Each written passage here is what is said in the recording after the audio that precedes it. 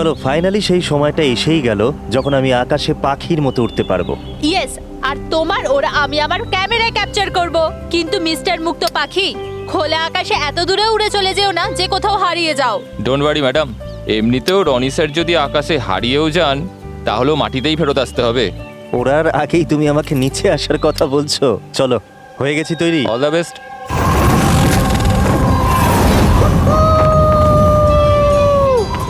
Yes, this is so much fun! Oh my god! Yes, come on, keep going, keep going. Arya, I love you! Roni, I love you too. Wow, মনে হচ্ছে না ভালোই experience আছে। Of course, আমেরিকাতে ও অনেক adventure sports try করেছে, bungee jumping, paragliding, আরো অনেক। ইন্ডিয়াতে কোনো কিছু ট্রাই করেনি, আর যখন ইন্ডিয়াতে এসেছেই সারাদিনের জন্য, তো কেন কিছু ট্রাই করবে না?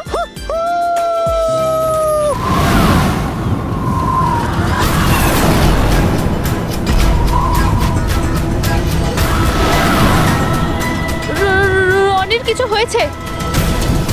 জন, রনির কিছু হয়েছে, দেখো।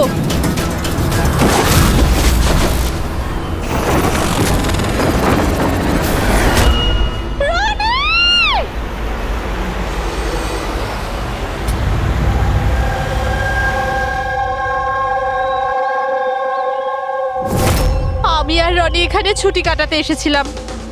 আমি কি করে জানবো এটাই রনির জীবনের শেষ দিন হবে? দেখো, আমরা জানি এই সময়টা খুব কঠিন, কিন্তু প্লিজ ভেঙে পড়ো না। আমি এবার নিউ ইয়র্কে গিয়ে ওর বাবাকে কি জবাব দেবো? আমরা একসাথে এসেছিলাম, কিন্তু ফিরে যাব একা। আপনি কাউকে সন্দেহ করেন কে মারতে পারে রনিকে? স্যার, রনিকে কেউ কেন মারবে? আমরা তো এখানে কাউকে চিনিও না। এমনটা নয় তো যে ওর কোনো শত্রু আমেরিকা থেকে ফলো করতে করতে এখানে এসেছিল? না স্যার, রনির কোনো শত্রু এখানে ছিল না। He was such a lively person, সবাই ওকে পছন্দ করতো। তাহলে তুমি বলতে চাইছো এখানে ইন্ডিয়াতে ওর কোনো আত্মীয় স্বজন, বন্ধু বা অন্যান্য কেউ নেই এখানে? এই দেশটা আমাদের জন্য অচেনা স্যার, সবকিছু এই প্যারাগ্লাইডিং এর লোকেরা করেছে। Please arrest them. আপনি আমাকে কেন দোষ দিচ্ছেন? এটা আমাদের রুজি রুটির ব্যাপার, আমি কেন মারতে যাব ওনাকে? তাহলে কে মেরেছে রনিকে? স্যার, এটা তো আমিও বুঝতে পারছি না। 3000 ফুট উচ্চতায় গুলি কি করে চললো? কেই বা চালালো? তাহলে রনি 3000 ফুট উঁচুতে উঠছিল? হ্যাঁ স্যার, আমি নিজে গিয়ার চেক করেছিলাম, আর কোনো প্রবলেম ছিল না তার মধ্যে। আর ওর আশেপাশে কাউকে উঠতে দেখেছো? আশেপাশে না স্যার, কেউই ছিল না। আকাশ একদম পরিষ্কার ছিল, চারপাশটাও পরিষ্কার ছিল, আর উনি ওনার রাইড এনজয় করছিলেন। কিন্তু হঠাৎ বুঝতে পারলাম না কি হলো, একদম দড়াম করে নিচে এসে পড়লেন। এই যে ক্ষতটা দেখছো, আমার মনে হচ্ছে অনেক দূর থেকে গুলি চালানো হয়েছিল, হয়তো কোনো রাইফেল দিয়ে। হ্যাঁ, রাইফেলই হবে, কারণ যে হাইটে এই উড়ানটা উড়ছিল ওখান থেকে তো কোনো শার্প শুটারই গুলি চালাতে পারে, কোনো রাইফেল দিয়ে।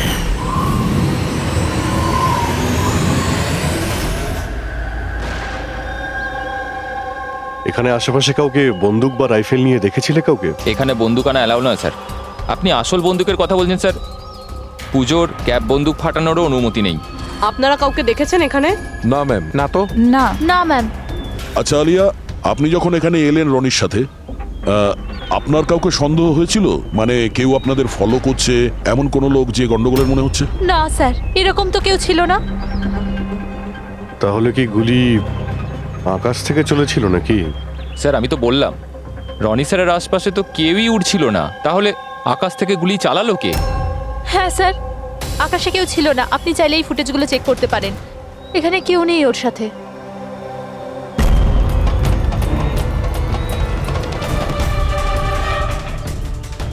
এই ফুটেজে তো রনির আশেপাশে তো দূরে দূরেও কাউকে দেখা যাচ্ছে না। স্যার, নিচে থেকে ওপরে তো কেউ গুলি চালায়নি। ইনি বলছেন যে যখন ও ওপরে উঠছিল কেউ ওর আশেপাশে ছিল না, ওপর থেকেও কেউ গুলি করতে পারবে না। আমার মাথায় এটা ঢুকছে না কে কোথা থেকে গুলি চালালো আর কিভাবে, বুঝতে পারছি না স্যার। অদ্ভুত ব্যাপার তো, ওর কোনো শত্রু নেই, তাহলে ওকে খুন করার জন্য এরকম প্ল্যানিং কে করতে পারে? কেসটা খুব জটিল মনে হচ্ছে। কোনো বাঁকা লোককে এখানে পাঠিয়ে দিই, বাঁকা প্রমাণ, হয়তো সে কিছু পেতে পারে।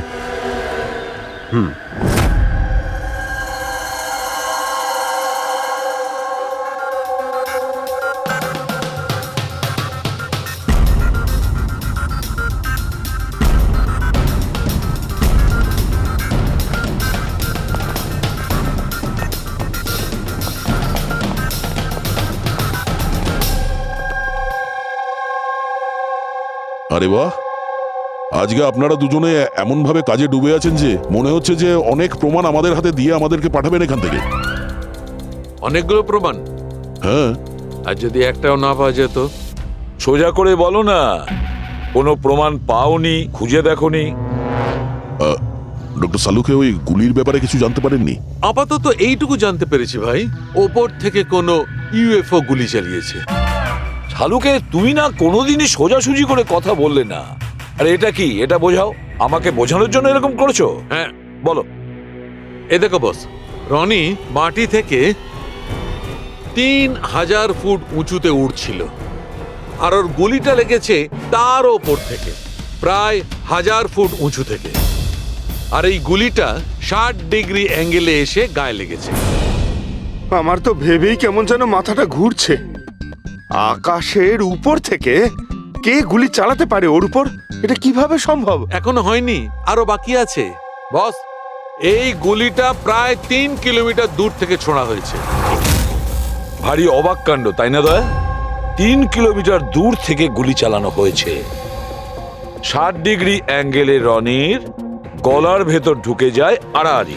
তার মানে রাইফেলটা খুব পাওয়ারফুল ছিল মনে হয়। একদম ঠিক বস, রাইফেলটাও পাওয়ারফুল ছিল, আর গুলি যে চালিয়েছে তারও হাতটা পাকা।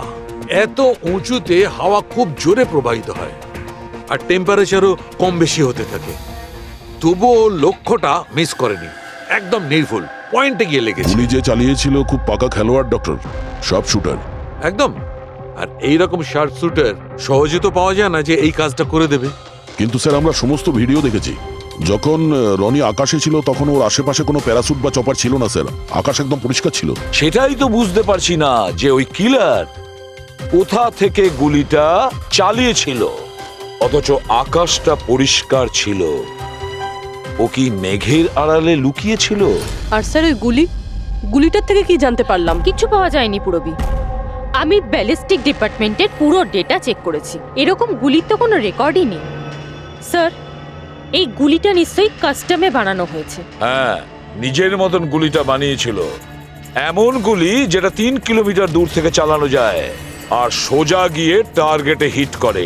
আর স্যার, এই গুলিটা যখন এত শক্তিশালী, তো এর রাইফেলটাও বেশ স্পেশাল হবে। হ্যাঁ, এক কাজ করা যাক, গুলিটাকে ব্যালিস্টিক ডিপার্টমেন্টে যাচাইয়ের জন্য পাঠাই, দেখি কি রিপোর্ট আসে।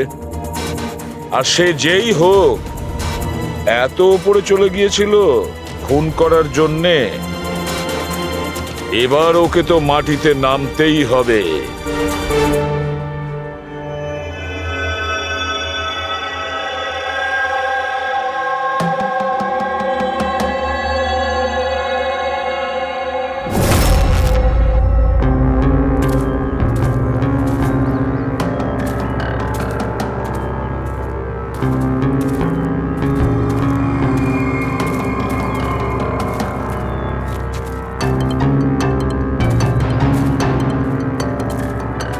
ব্রাদার, উই ক্যান ডু ইট।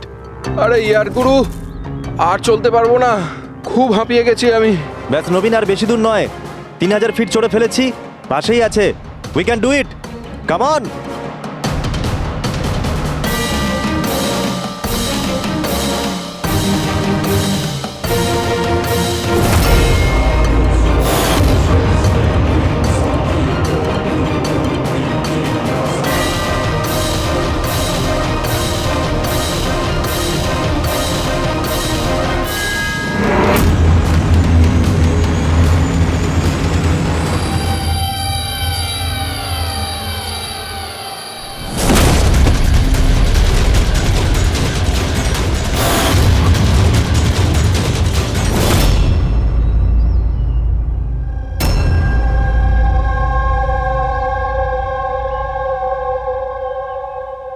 এমন মনে হচ্ছে যে রনির মার্ডারের ফটোকপি দেখছি। 3000 ফিট উপরে ঠিক ওরকমই গুলি মেরেছে, মাথার পেছনে। একেও একইভাবে গুলি চালিয়েছে। আচ্ছা, তোমরা যখন ট্রেকিং করছিলে, এই হিতেনের পিছনে কেউ কি ছিল? না স্যার, হিতেনই সবার পিছনে ছিল স্যার। স্যার, এই দেখুন ফুটেজ। স্যার, এটা ওই জায়গায় যেখানে এই সব কিছু হয়েছে। অদ্ভুত তো, পিছনে তো খোলা আকাশ রয়েছে, এমন কোনো জায়গা নেই যেখান থেকে গুলি করা যায়। তাহলে ওর গুলি লাগলো কি করে? দুটো কেসেই ধরা যাচ্ছে না যে গুলি কোথা থেকে চলেছে। স্যার একদম ঠিক বলছেন। আকাশ থেকে কোনো কাক বা পায়রা কি করে গুলি চালায়? এই গুলিটা চালালো কে? আর এই দুটো গুলি 24 ঘন্টার মধ্যেই চলেছে। আমার মনে হয় এই দুটো কেসের মধ্যে কোনো না কোনো কানেকশন আছে। আচ্ছা, এই হিতেন কি কাজ করতো? স্যার কলেজ স্টুডেন্ট ছিল স্যার, মুম্বাই গ্র্যাজুয়েশন করতে এসেছিল স্যার। ট্রেকিংয়ের অনেক শখ ছিল ওর। অভিজিৎ, বুঝতে পারছি না যে কেউ একজন কলেজ স্টুডেন্টকে মারার জন্য এত প্ল্যান করবে কেন। সেটাই তো, প্রথমে রনি আর এখনই হিতেন। তবে আকাশ থেকে তৃতীয় গুলিতে অন্য কেউ মারা যাওয়ার আগে এই খুনিকে ধরতেই হবে খুব তাড়াতাড়ি। গত 24 ঘন্টায় দুটো খুন হয়েছে, দুটোই যুবক, আর দুজনকে মারার পদ্ধতিও অদ্ভুত। অদৃশ্য খুনি। স্যার দুজনেরই মৃত্যু হয়েছে অ্যাডভেঞ্চার স্পোর্টস করতে গিয়ে। মাটি থেকে 1000 ফুট ওপরে মেরেছে স্যার। কিন্তু স্যার ভাবার বিষয় এটাই যে খুনি এই অ্যাডভেঞ্চার স্পোর্টের সময়টাই কেন বাঁচলো এদেরকে মারার জন্য? ও তো ওদের যে কোনো সময় মারতে পারতো। এত লম্বা প্ল্যান দুটো বাচ্চাকে মারার জন্য? শুধু প্ল্যানিংটাই বড় ছিল না দা, গানটাও বড় ছিল। এই যে এইরকম। এটা কি রাইফেল স্যার? এটা হলো PX-65 রাশিয়ান গান। এটা লং রেঞ্জ। এইরকম বন্দুক দিয়ে মারা হয়েছে। ডক্টর সালুকে, এই বন্দুকটা দিয়ে 3 কিলোমিটার দূরে টার্গেটে কি হিট করা যায়? হ্যাঁ ফ্রেডি, শুটিং রেঞ্জে আমি এটা ট্রাই করে দেখেছি। এর রেঞ্জ 3 কিলোমিটারের বেশিই আছে। এরকম বন্দুক তো হয় মিলিটারিদের কাছে থাকবে, আর না হলে উগ্রপন্থীদের কাছে। ঠিক বলেছো বস। আর সেই জন্য আমার মনে হয় এটা শুধুমাত্র মার্ডারের ব্যাপার নয়, বড় ধরনের অপরাধ হতে চলেছে, লার্জ স্কেলে। দয়া, স্যার, একটা কাজ করো, দিল্লিতে যাও আর ইন্টেলিজেন্স ব্যুরো থেকে খোঁজ নাও যে এরকম বন্দুক কাদের হাতে থাকতে পারে আর সেটা কিভাবে।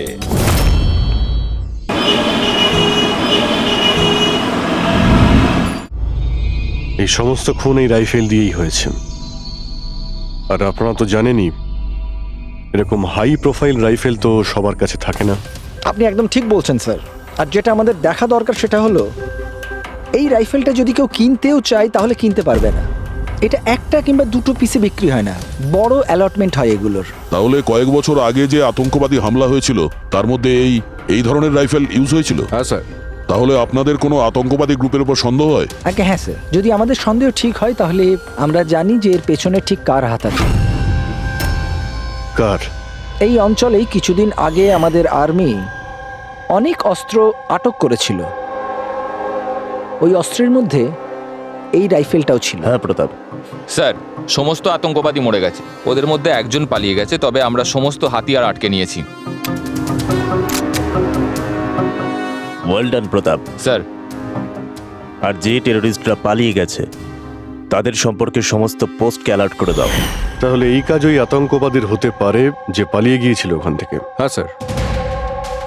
আর আমাদের ইনফরমেশন অনুযায়ী এই আতঙ্কবাদী গ্রুপ খুব বড় একটা কিছু করতে চলেছে। বোধহয় এটাই সেটা শুরু। এই দুটো অপরাধ সাধারণ কোনো খুন নয়, এটা নিশ্চয়ই কোনো বড় সড় ষড়যন্ত্র, কোনো দুষ্কৃতী আক্রমণ ঘটতে চলেছে। হ্যাঁ স্যার। আর এই খুনগুলোকে আটকানোর জন্য প্রথমে আমাদের আকাশ থেকে চলা গুলির রহস্য ভেদ করতে হবে স্যার।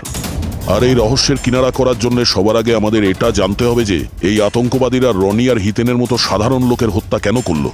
আচ্ছা, এমন কি কমন আছে এই দুটো কেসে? স্যার, দুটো মার্ডারই আকাশে হয়। দুবারই গুলি উপর থেকে চালানো হয়েছে, পুরো পাওয়ারফুল রাইফেল দিয়ে। এটা প্রফেশনাল শার্প শুটারের কাজ হবে। আর স্যার, এই দুটো কেসেই কোনো ভ্যান্টেজ পয়েন্ট নেই, আর এমন কোনো জায়গা নেই যেখানে বসে খুনি এই দুজনকেই গুলি করতে পারে। তেমন কোনো জায়গা ছিল না, তেমন কোনো জায়গা ছিল না। খুন করার এটাই মূল কারণ নয় তো? তাহলে স্যার আপনি বলতে চাইছেন যে খুনির কাছে বসে গুলি চালানোর কোনো জায়গা ছিল না, আর ও এটা শিওর হতে চেয়েছিল যে টার্গেট যেন কোনোভাবেই মিস না হয়, সেই জন্যই ও এদের উপরে প্র্যাকটিস করছিল। Exactly Abhijit, exactly. সে গুলি ছোড়ার প্র্যাকটিস করছিল। তার মানে স্যার ওর আসল টার্গেট অন্য কেউ। স্যার যদি কোনো ভ্যান্টেজ পয়েন্ট নাই থাকে তাহলে ও গুলি চালাচ্ছিল কোথা থেকে? পঙ্কজ, উত্তরটা তোমার প্রশ্নের মধ্যেই লুকিয়ে আছে। আচ্ছা এটা বলো, আমরা মানুষ ডানা ছাড়া আকাশে কিভাবে ওড়ে? স্যার এরোপ্লেন বা হেলিকপ্টারের মাধ্যমে। ব্যাস, তুমি তোমার উত্তর পেয়ে গেছো। কিন্তু স্যার ওখানে ওই ক্রাইম সিনে আকাশের ওপর কোনো চপার তো ছিলই না স্যার, না কোনো কেবল কার ছিল ওখানে। তাহলে অন্য কিছু থাকবে, অন্য কিছু থাকতে পারে। অভিজিৎ, ম্যাপটা বের করো, ওই এলাকার চারপাশটা ভালো করে দেখো, দেখো এমন কিছু পাওয়া যায় কিনা। এমন কিছু আছে নাকি যেখান থেকে মানুষ হাওয়ায় উঠতে পারে? জঙ্গল আছে, আর হ্যাঁ, দুটো হট এয়ার বালুন রেঞ্জও রয়েছে। একটু দেখো তো, যেখানে খুন হয়েছিল সেখান থেকে এটা কতটা দূরে? স্যার এই দুটো 60 কিলোমিটার রেডিয়াসের মধ্যে। তাহলে একটা কথা তো কনফার্ম, খুনি ওখানে হট এয়ার বেলুনে বসেছিল আর সেখান থেকেই ও গুলি চালিয়েছিল 3 কিলোমিটার দূর থেকে। স্যার কেউ যদি হট এয়ার বেলুনে চড়তে চায় তাহলে আগে থেকে বুকিং করতে হয়, এমনি কেউ যেতে পারে না।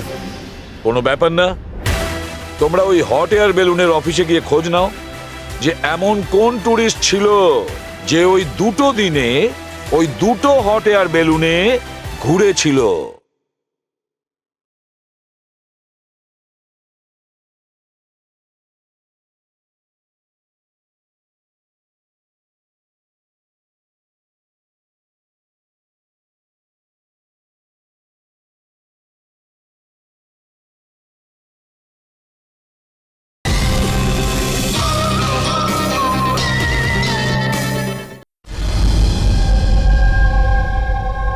এটা টোটাল 12 জনের লিস্ট আছে যারা সেদিন হট এয়ার বেলুনে বসেছিল। কিছুজন একা বসেছিল, কিছুজন গ্রুপ বানিয়ে বসেছিল। তোমার কি মনে আছে এদের মধ্যে কতজনের কাছে কোনো জিনিস বা ব্যাগ ছিল? বা কোনো সন্দেহজনক কাউকে দেখেছো? না, বদমাস তো কাউকে লাগছিল না, কিন্তু একজন বয়স্ক আন্টি ছিলেন, পিঠে একটা ব্যাকপ্যাক ছিল আর চোখে চশমা আর মাথায় টুপি পরেছিলেন। হ্যাঁ, আমরাও অবাক ছিলাম যে এই বয়সে এই সব ট্রাভেলিং এর ইচ্ছা। আর যখন ফটো তোলা হচ্ছিল উনি লজ্জা পাচ্ছিলেন আর নিজের মুখ লুকোচ্ছিলেন। রবি, এই বয়স্ক আন্টি শার্প শুটার শুনে একটু অদ্ভুত লাগছে না?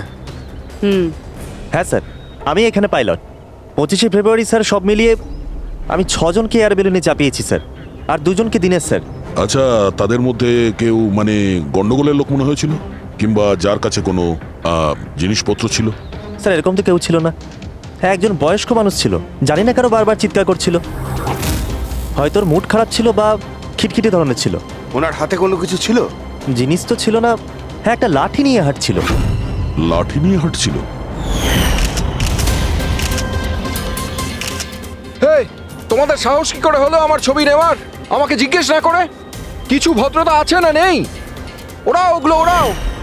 আচ্ছা, ফটো তোলার জন্য রেগে গেছিল? কি অদ্ভুত ব্যাপার তাই না স্যার? লোক হট এয়ার বেলুনে তো প্রতিদিন বসে না, তাই না?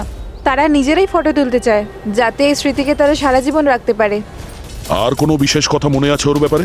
স্যার জানি না বলাটা ঠিক হবে কিনা। না না বলো, যেটা মনে আছে খুলে বলো। ওনাকে হাঁটতে দেখে মনে হচ্ছিল না যে ওনার লাঠির প্রয়োজন আছে, কিন্তু তাও উনি লাঠি নিয়েই চলছিলেন।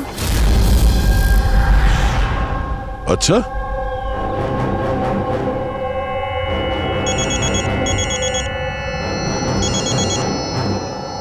হ্যাঁ স্যার। কিছু জানতে পারলে? স্যার এখানে একজন বয়স্ক মহিলা এসেছিল আর তার হাতে একটা ব্যাকপ্যাকও ছিল। আর হ্যাঁ, ওই মহিলা ছবিও তুলতে চাইছিল না। আচ্ছা, এখানেও একজন বুড়ো লোক এসেছিল হট এয়ার বেলুনে চড়তে লাঠি নিয়ে, আর তারও ফটো তোলায় আপত্তি ছিল। স্যার এই বয়স্ক মহিলা আর বয়স্ক লোক একই ব্যক্তি নয় তো? ওই শার্প শুটার, ওর ব্যাগে আর ওর লাঠিতে ওই রাইফেলটা ছিল যা দিয়ে খুন করেছে। আর স্যার দুদিনই এ একাই ওপরে গিয়েছিল, কারণ যদি অন্য টুরিস্টের সাথে যেত তাহলে রাইফেল সেট করতে আর টার্গেট সেট করতে প্রবলেম হয়ে যেত। না পুরবি, আমার মনে হচ্ছে একলা যায়নি। মানে? মানে ওই হট এয়ার বেলুন চালানো আর সঙ্গে এই রাইফেলটা চালানো দুটো কাজ একসঙ্গে করা মুশকিল। ওই হট এয়ার বেলুনের পাইলটও ছিল সঙ্গে। মানে স্যার এই অপরাধে পাইলটও যুক্ত? একটা কাজ করো, ওই পাইলটটাকে ধরো তাড়াতাড়ি। ওই দিন ওই বয়স্ক মহিলাকে বেলুনে উপরে কে নিয়ে গিয়েছিল? পাইলট কে ছিল? সঞ্জীব ছিল। এই পালাবি না, দাঁড়া দাঁড়া দাঁড়া। না আমাকে মারতে পারবে না ওকে। এই এই সঞ্জীব!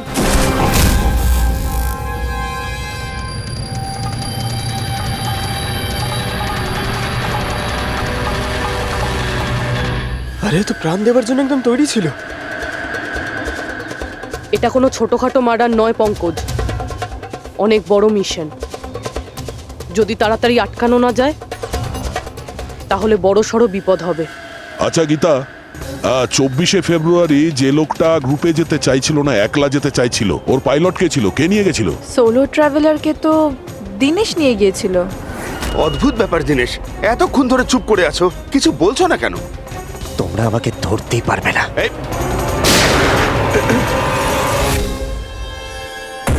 এখন যমরাজ তোকে অ্যাপয়েন্টমেন্ট দেওয়ার মুডে নেই। যতক্ষণ না আমাদের প্রশ্নের উত্তর আমরা পাবো, তোকে বেঁচে থাকতে হবে। চল। মারো, যত পারো মেনে নাও, আমার কিচ্ছু যায় আসে না। আর তাছাড়া তোমাদের এই আইনের কমজোরি থাপ্পড়ে এত শক্তি নেই যে আমার অপরাধের মজবুত হাড়কে গলাতে পারবে, বুঝলে? তোমার ওপর যদি টর্চার করতেই হতো তাহলে ওর জন্য তো 2 মিনিটের কাজ আমাদের কাছে। কিন্তু তারপর মনে পড়ে তোমার পরিবারের কথা, তোমার বোন। পরের মাসে ওর বিয়ে না? কেমন লাগবে ওর যে ওর বিয়ে হচ্ছে আর বিয়ের পরে ওর ভাই এই পৃথিবীতে নেই? হ্যাঁ, আর তোমার মা প্রত্যেক মাসে খরচার জন্য টাকা পয়সা পাঠাও না? তোমার মৃত্যুর পর কে খেয়াল রাখবে তার? কিছু ভেবেছো এ ব্যাপারে? হ্যাঁ, না। চলো, এখনো সুযোগ আছে, রাজ সাক্ষী হয়ে যাও। কথা দিচ্ছি তুমি জেলে যাওয়ার পরে তোমার মায়ের খেয়াল আমরা রাখবো। সত্যি? মানে পুরো খেয়াল রাখবে? পুরো খেয়াল? হ্যাঁ, তোমার মায়ের পুরো খেয়াল রাখা হবে। তুমি শুধু এটা বলো কার জন্য কাজ করো, তোমার বসের নাম কি? বলে দেবো? সত্যি বলে দেবো? হ্যাঁ বলো। আমি যার জন্য কাজ করি না, যে আমার বস স্যার, তার নাম হলো এসিপি প্রদ্যুম্ন।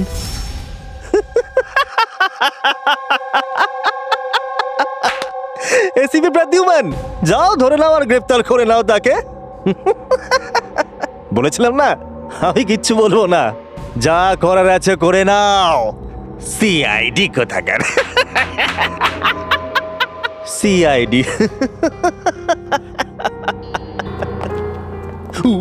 বস বস।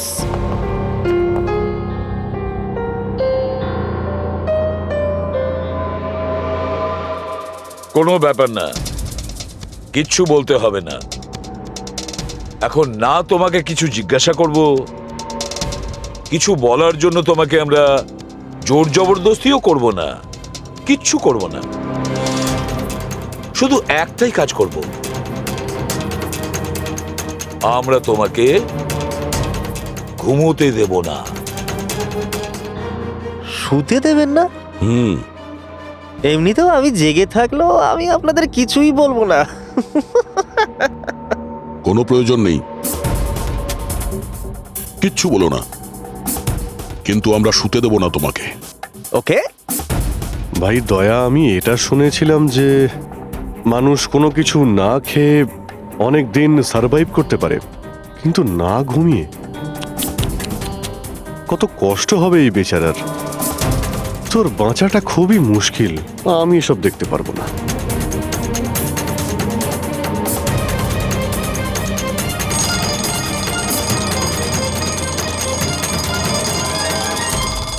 সময় কাটানোর জন্য খুব ভালো হবে, তাই না? তোর জীবনের শেষ মুহূর্তগুলো তুই এই কাঁটার সঙ্গে গুনতে থাকবি, ঠিক আছে? Thank you. ওকে ঘুমোতে দিও না।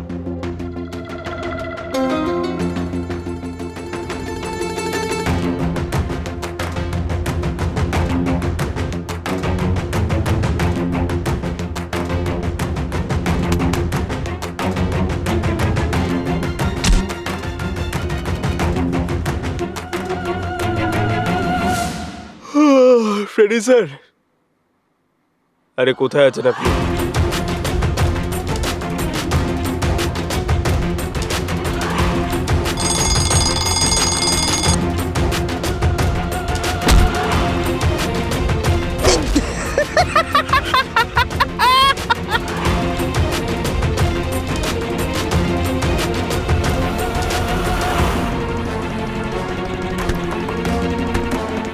যতক্ষণ না মুখ খুলবি চোখের পাতা এক করবি না, বুঝলি? 5 মিনিটের জন্য নয়। চল। না, 1 মিনিট 1 মিনিট তো শুতে দাও। 1 সেকেন্ড। শোবো না একদম, শোবো না একদম।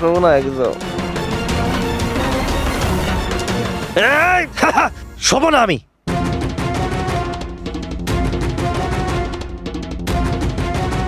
এবারও ভেঙে পড়বে।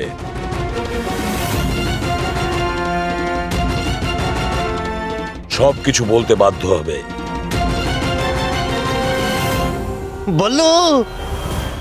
বললো তুই শুবি না, ওঠ।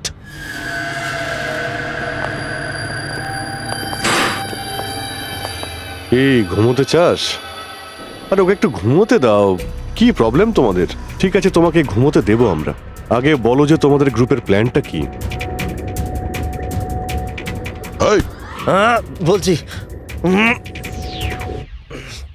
আমার নাম দীনেশ নয়,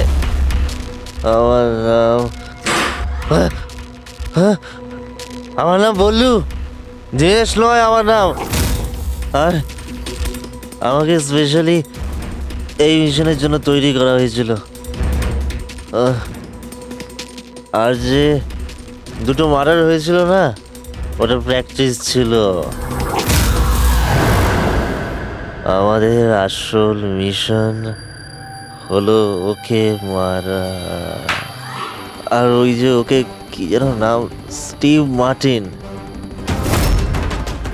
ওই শান্তির দূত যে সম্প্রতি ভারতবর্ষে এসেছে দেশে শান্তির বার্তা নিয়ে, যাতে সমগ্র বিশ্ব এই বার্তাকে সমর্থন করে, যাতে উগ্রপন্থীরা শেষ হয়। এসিবি, আমরা চাই না যে আতঙ্কবাদ কখনো শেষ হোক। আর স্টিভ মার্টিন তো মরবেই, তোমরা কিচ্ছু করতে পারবে না। আর আর যদি তোমরা বাঁচিয়েও নাও না, আমরা স্টিভ মার্টিনকে খতম করে দেবো একেবারে। আমাদের যে শার্প শুটার আছে না, একদম পাক্কা নিশানা তার। কোথায় মারবে ওকে আর কখন? বল। ও যখন কনফারেন্সে ভাষণ দেবে না, ওটাই সব থেকে সঠিক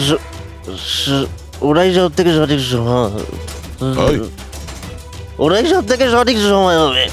ওই সময় ওর আশেপাশে কোনো সিকিউরিটি থাকবে না। আর যে কনফারেন্সটা আছে না, ওটা বিল্ডিংয়ের ছাদেতে হবে।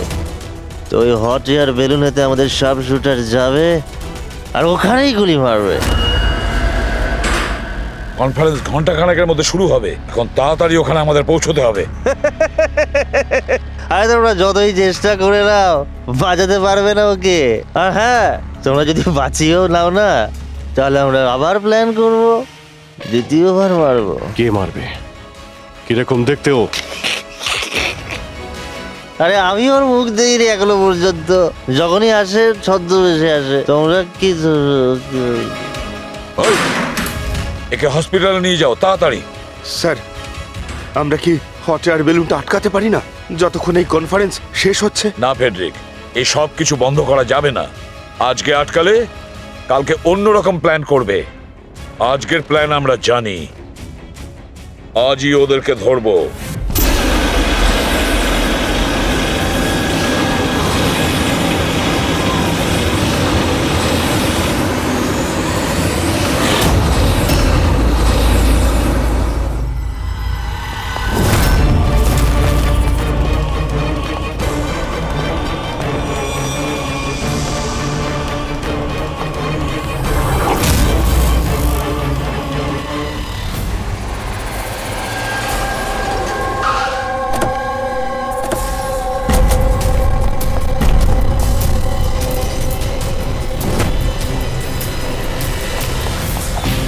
সিআইডি।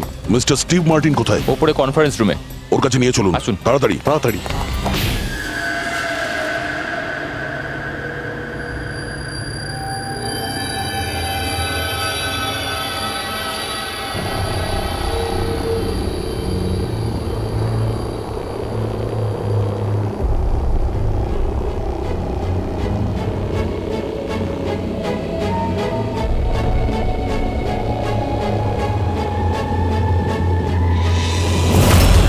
স্যার এখানে 4টে বেলুন আছে, দুটো ওপরে আছে আর দুটো রেডি হচ্ছে। আমার সামনে যে বেলুনটা আছে স্যার, ওতে একটা কাপল আছে, আর ওই ছেলেটার কাছে ব্যাকপ্যাক আছে। নজর রাখো ওদের উপরে। কারা কারা আসছে, কারা কারা যাচ্ছে, সবাইকে ফলো রেখো, ওকে?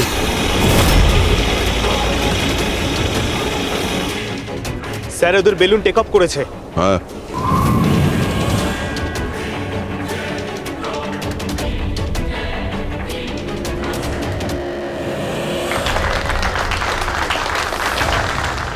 এই দুনিয়াতে টেরোরিজম কেন আছে, এই প্রশ্নটা আমাদের জানা দরকার।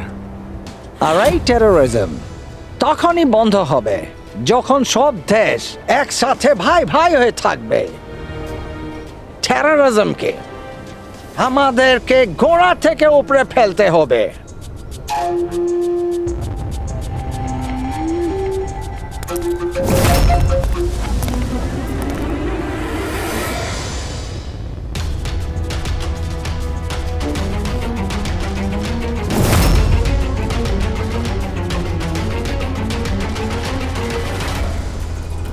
দুজন মিউজিশিয়ানকে দেখছি, ওরার জন্য তৈরি হচ্ছে। ওদের হাতে গিটারের ব্যাগ আছে। এবার এটা বলা খুবই মুশকিল যে ভেতরে গিটার আছে নাকি গান।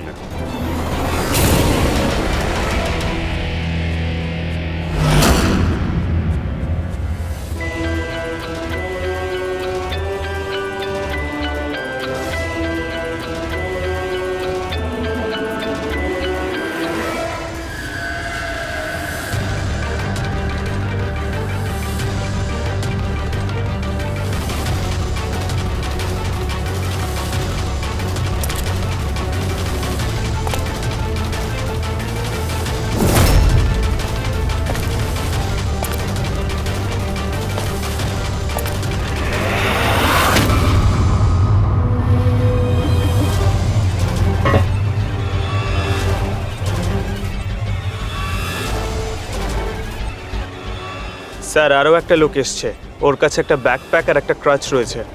অপেক্ষা করা যাক।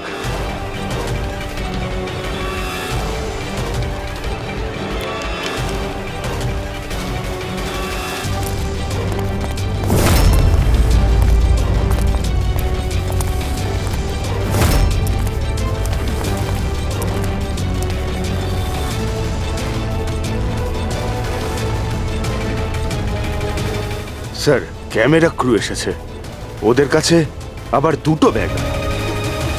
Camera crew?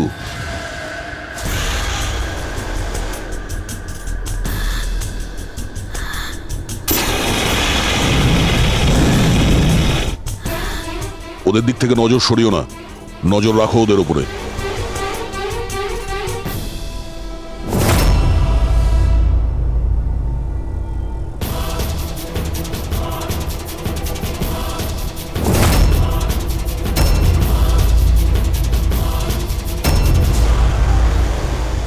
স্যার এখানে তো অনেক বেলুন উঠছে। সুইসাইড বম্বিং কি এটা? কেউ নিজের খুশিতে নিজের প্রাণ কি করে দিতে পারে? জীবন precious. Oh no, we need to respect এতগুলো বলুন, এর মধ্যে আমরা যেটা খুঁজছি সেটা কোনটা? মনে হচ্ছে ছদ্মবেশে এসছে, মুখ দেখে গন্ডগোলের মনে হচ্ছে।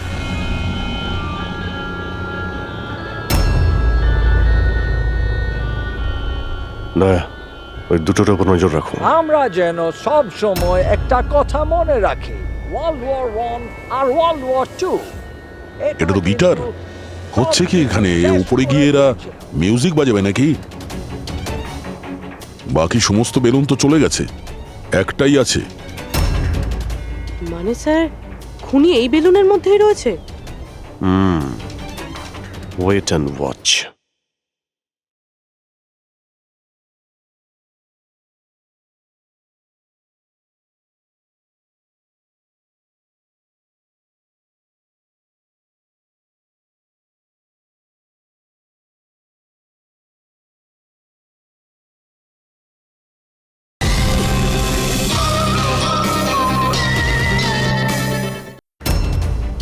মানে স্যার, খুনি এই বেলুনের মধ্যেই রয়েছে? এরা তো নিজেদের জায়গা থেকে নড়ছে না। Camera crew. স্যার, এ কোথায় গায়েব হয়ে গেল?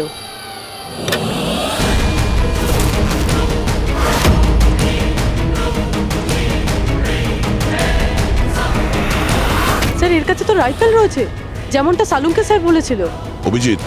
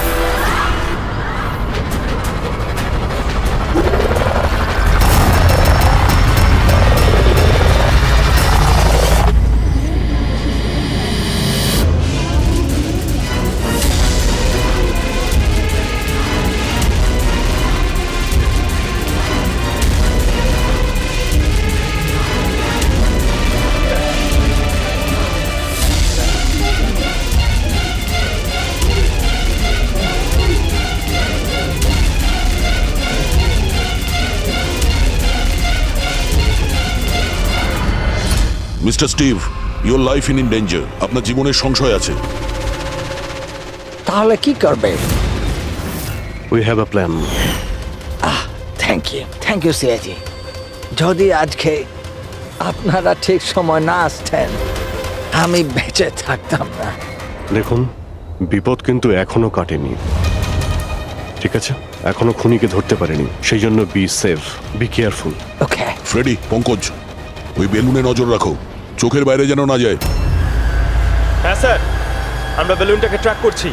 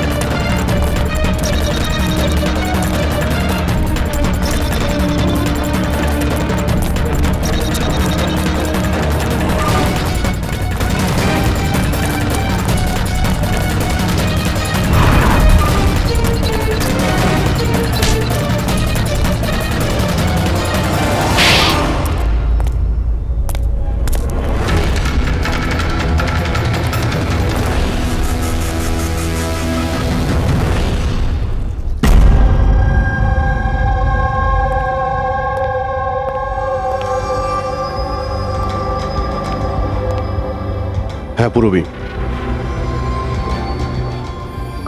Good job, congrats. ওরা ধরা পড়েছে মিস্টার অভিজিৎ? হ্যাঁ, খুনি ধরা পড়ে গেছে। Yes, well done.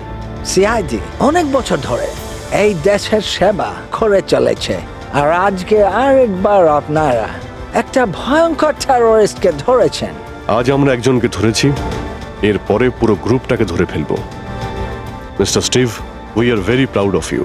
এই সমাজে আপনার মতো মানুষদেরই দরকার, যারা আপনার মতো সাহসী আর সৎ।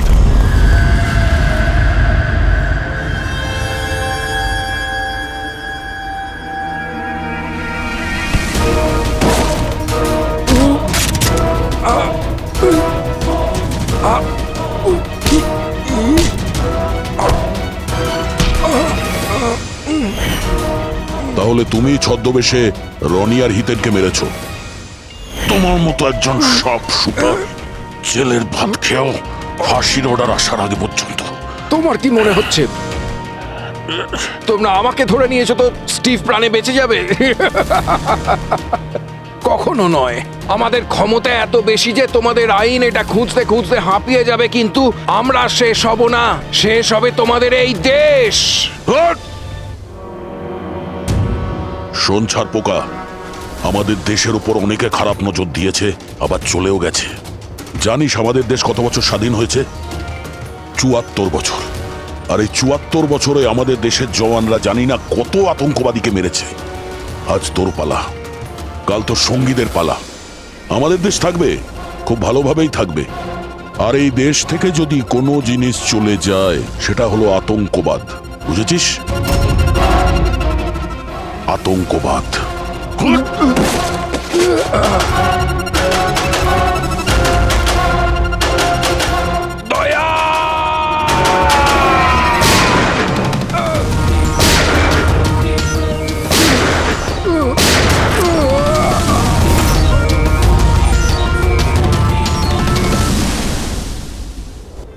আতঙ্কবাদী পিঠেই গুলি মারবি, আমরা এখানে গুলি খাই, এখানে।